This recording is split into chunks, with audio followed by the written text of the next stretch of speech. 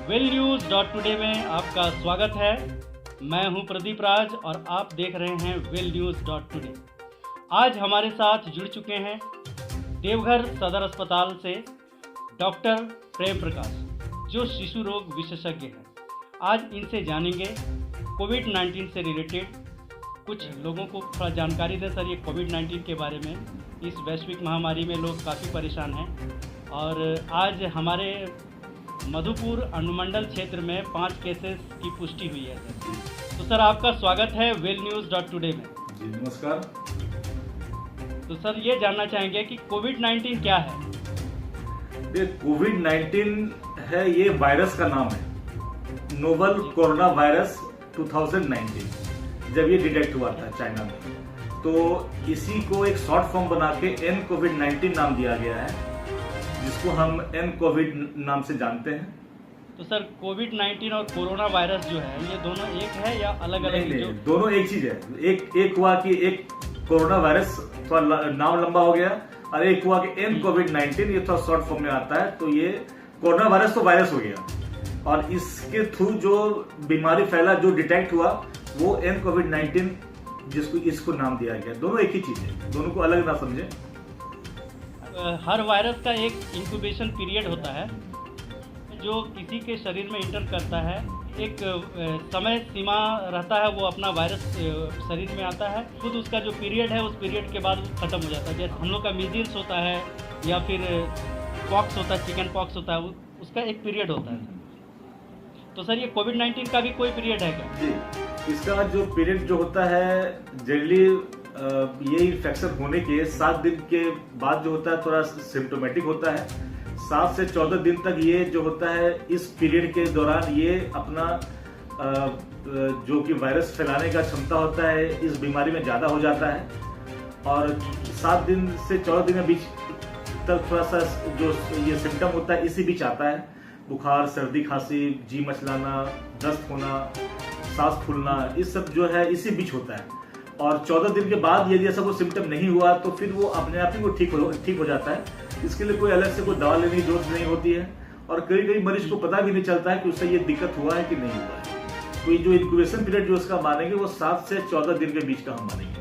अगर मान के चलिए कोई कोरोना पॉजिटिव पाया गया जी, और वो पूरी तरह से ठीक हो गया, क्या फिर वो उनको कोरोना हो सकता है? रिलैप्सेशन का, जिसको हम लोग केस कहते हैं कि रिलैप्स कर जाता है, वो रिलैप्स क्या होता है क्या? देखिए, ऐसा तो ज्यादा केस तो अभी चाइना में कुछ केस ऐसा मिला है जो कि फिर से दोबारा पॉजिटिव आ रहा है, लेकिन चाइना के अलावा और किसी देश में ऐसा कोई अभी सुनने को नहीं आया है कि ये दोबारा रिलैप्स हुआ है, कि जो कि एक नया वायरस है। अभी इस पर रिसर्च जारी है, और तो अभी पूरी तरह से कहना बड़ा मुश्किल है कि दोबारा ये हो सकता है कि नहीं हो सकता है। लेकिन फिलहाल जहां तक जो केस देखा गया है, इसमें दोबारा केस तो नहीं हो रहा है। और चाइना में जैसे कुछ लोग को हुआ भी है, वो तो ऐसा बहुत ही सीवियर तौर पे नहीं हुआ है। कोरोना वायरस कैसे फैलता है? ये कोरोना वायरस जो है, ये तो सबसे पहले ये जान लें कि ये जो वायरस है, ये हमारे सांस के थ्रू निकलता है, छींकने से यदि ये फैलता है। और यदि हमारे सांस के थ्रू हमारे हाथ के कांटेक्ट में आ गया, या लार से या थूक से हमारे कांटेक्ट में आ गया, और फिर हम किसी और को छुए, किसी सामान को छू के हम किसी को दिए, उससे फैलता है। और ये ऐसा नहीं कि यदि मेरे हाथ में मेरे ये लार का या मेरे सांस का, इस मतलब हाथ में कुछ कांटेक्ट नहीं हुआ है, तो फिर हाथ में नहीं आएगा। एक तो माने कि ये छूने से नहीं फैलता है, ये एक तरह से ये ड्रॉपलेट कांटेक्ट बोलते हैं उसको, ये ड्रॉपलेट कांटेक्ट से फैलता है। लेकिन ड्रॉपलेट कांटेक्ट ये यदि हाथ में है, हम हाथ को सैनिटाइज बार बार नहीं कर रहे हैं, प्रिकॉशन नहीं ले रहे हैं, तो फिर वो हाथ में भी आएगा, फिर छूने से भी फैलेगा। ये कहाँ पे कितना समय तक ये रह सकता है वायरस? देखिए, इसका अलग अलग चीज है। जैसे हाथ में है, तो यदि आप हाथ में है तो 4 से 5 घंटा तक रहेगा। ठीक है, कागज पे है, दीवारों पे है, तो 8 से 10 घंटे तक रहता है। तो ये अलग अलग सब चीज का टाइम दिया है। लेकिन जो मेन जो चीज है, जैसे हाथ हो गया, कागज हो गया, सामान हो गया, तो ये एक एवरेज यदि ले लें तो 6 से 8 घंटे तक वो रहता है, जिससे इन्फेक्शन फैल सकता है। सर जैसे हम लोग ज़्यादातर जो यूज़ करते हैं वो लकड़ी का, जैसे दरवाज़ा हमारा है लकड़ी का, या फिर अभी बहुत सारा मेटल का यूज़ हो रहा है, जैसे शीशा का यूज़ हो रहा है, कोई शोरूम्स वगैरह में शीशा का यूज़ होता है। तो सर ये सब में कितना समय 6 से 8 घंटा मान के चलिए मैक्सिमम। इसका सर उपचार क्या है? देखिए, सबसे पहले उपचार से ज्यादा जरूरी है बचाव। ठीक है, यदि हम बचाव ढंग से करें तो उपचार लेने का जरूरत ही नहीं पड़ेगा। और उपचार इसका यह है कि यदि आपको हो गया है सर्दी खांसी बुखार सा लग रहा है, तो सिम्टोमेटिक जो हम सर्दी खांसी बुखार में जो दवा लेते हैं हमें वही लेना है।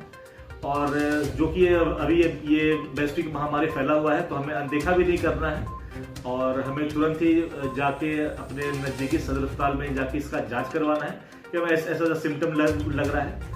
और यदि लेकिन आप ऐसे कोई आदमी के कांटेक्ट में नहीं आए हैं, कहीं दूसरे राज्य से या जिला से आप नहीं आए हैं जहां की वैश्विक महामारी ज्यादा नहीं फैला हुआ है, तो ज्यादा चिंता करने की बात नहीं है। लेकिन ऐसे जगह से आए हैं जहां पे वैश्विक महामारी बहुत ज्यादा है, केसेस बहुत ज्यादा हैं, और ऐसे लोग के आपको शंका लग रही है कि आप वैसे लोग के कांटेक्ट में आए हुए हैं, तो फिर अपना जांच जरूर कराइए। और यदि उसमें पॉजिटिव निकलता है तो घबराने की बात नहीं है। उसका फिर जो सिम्टोमेटिक इलाज है, जो कि हम लोग पैरास्टामोल और एंटी एलर्जी के सब देके ठीक करते हैं, यही सब चलता है। यदि कुछ सिम्टम ज्यादा होता है तो फिर और ज्यादा कुछ तो फिर मेडिसिन दिया जाता है। सर इससे कैसे बचा जा सकता है सर? सबसे पहले तो अपने चेहरे को मास्क से ढक के रखें, और हमेशा कम से कम एक हाथ का दूरी बना के रखें। और हमेशा अपने हाथ को जब भी घर में जाते हैं तो हमेशा हैंड वॉश करते रहें। बाहर रहे तो हमेशा अपने हाथ को बीच बीच में घंटे 2 घंटे में सैनिटाइज करते रहें। कुछ सामान लेने से पहले भी सैनिटाइज करें और लेने के बाद भी सैनिटाइज करें। कोशिश करें कि किसी से हाथ ना मिलाएं, प्रणाम करके अपना काम चलाएं। यही मेन इसका बचाव है। चलिए ठीक है सर, इसका थोड़ा सा लक्षण अगर बता देते तो बहुत अच्छा होता है। कोरोना का जो मुख्य लक्षण क्या है? देखिए, इसमें सबसे मुख्य लक्षण जो होता है कि दम फूलना होता है, लेकिन वो तुरंत के स्टेज में नहीं आता है। वो पहले बुखार सर्दी खांसी होगा, और उसमें यदि आप सही ढंग से ट्रीटमेंट ले लिए हैं तो जो मुख्य लक्षण जैसे कि जो छाती में निमोनिया हो जाता है, जिसके कारण दम फूलने लगता है, तो वो यदि पहले से आप प्रिकॉशन लें, ट्रीटमेंट लें, तो उस स्टेज तक नहीं पहुंचता आदमी।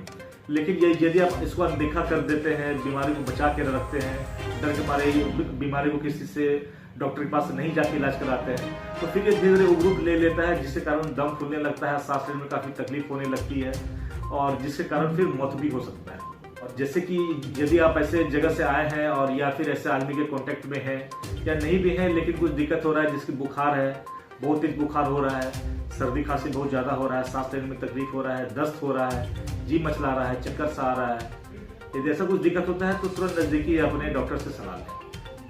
कोरोना वायरस अगर किसी को हो गया है तो वो क्या करे? देखिए, यदि कंफर्म केस है, पॉजिटिव केस आ गया है, तो सबसे पहले पैनिक नहीं होना है। आपको क्वारंटाइन में रहिए। यदि कोई सिम्टम नहीं है तो ऐसे तो हम अभी तो सरकार है, तो यदि पॉजिटिव आ रहे हैं तो सबको हम लोग जो कोविड सेंटर बना हुआ है वहां पे रख रहे हैं। ठीक है, तो घबराना नहीं। आप अभी तो जो भी पॉजिटिव केस आ रहे हैं सबको हम लोग कोविड सेंटर यहाँ जो बना हुआ है हम लोग वहां पे रख रहे हैं। वहां पे सिम्टोमेटिक हम लोग फ्लूइड मैनेजमेंट करते हैं, दवा दे रहे हैं, पैरास्टामोल, एंटी एलर्जी, यही सब दे रहे हैं। और अभी भगवान की कृपा से अभी बहुत ऐसा सीवियर केस कोई नहीं देवघर में आया है। जो भी है सब एसिम्टोमेटिक ही है, तो वो सब ठीक भी जल्दी हो रहे हैं। और एसिम्टोमेटिक केस होने के कारण ज्यादा फैलाने का भी क्षमता उस वायरस उन लोगों में नहीं होता है। और यदि आपको लग रहा है कि आप ऐसा लक्षण लग रहा है या कहीं से आए हैं, तो सबसे पहले आप होम क्वारंटाइन रहिए 14 दिन के लिए। 14 दिन तक होम क्वारंटाइन रहने के बाद यदि आप में कोई लक्षण नहीं रहता है तो फिर आप फ्री हैं घूमने के लिए। और लेकिन लगता है कि यदि आप में कुछ लक्षण ऐसा लग रहा है होम क्वारंटाइन रहते हुए, तो फिर अपने डॉक्टर से मिलकर एक बार सलाह लीजिए। आप शिशु रोग विशेषज्ञ हैं, तो बच्चों में क्या सावधानी बरतनी चाहिए और कैसे मतलब बचा जा सकता है? देखिए, बच्चा जो भी आता है हमारे पास वो अपने माता पिता के साथ ही आता है। ठीक है, तो बच्चों से ज्यादा खतरा तो उनके माता पिता से होता है कि यदि माता पिता को होगा तो बच्चे को भी हो जाएगा। तो बच्चों को फैलेगा तो माता पिता से ही फैलेगा। तो सबसे पहले तो माता पिता अपना बचाव करें। यदि वो स्वस्थ रहेंगे, बच के रहेंगे, तो उनका बच्चा भी स्वस्थ रहेगा, बच के रहेगा। कहीं भीड़ भाड़ जगह जाते हैं तो बच्चों को ना ले जाएं।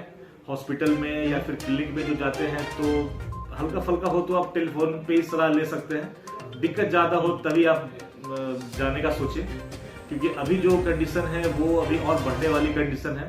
तो इसमें हमें अभी और सतर्क रहना है, इसमें हमें अभी और बच के रहना है, सतर्क रहना है।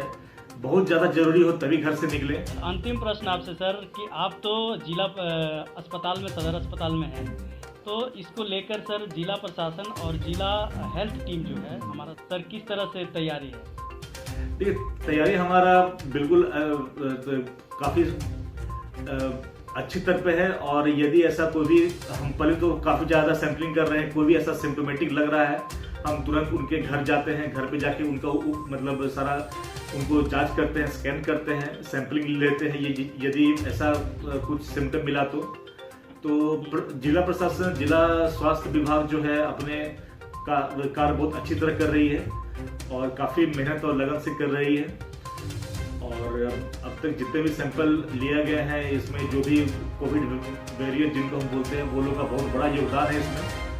और अभी जिला प्रशासन और स्वास्थ्य विभाग के सतर्कता के कारण ही अभी देवघर में जो केसेस हैं काफ़ी ज़्यादा स्तर पे अभी नहीं आए हैं। हम और जिला की तुलना करें तो हम लोग तो काफ़ी अच्छी तरह से सब कुछ देख रहे हैं, मॉनिटर कर रहे हैं। सर आप भी कोरोना वॉरियर्स हैं। वेल न्यूज़ आप लोगों को, तमाम डॉक्टर्स को, नर्स को और जो हमारे सफाई कर्मी हैं, जितने भी लोग हैं, सबों को वेल न्यूज़ सलाम करती है, क्योंकि आप लोग भी काफ़ी मेहनत किए हैं सर ये इस वैश्विक महामारी में। धन्यवाद।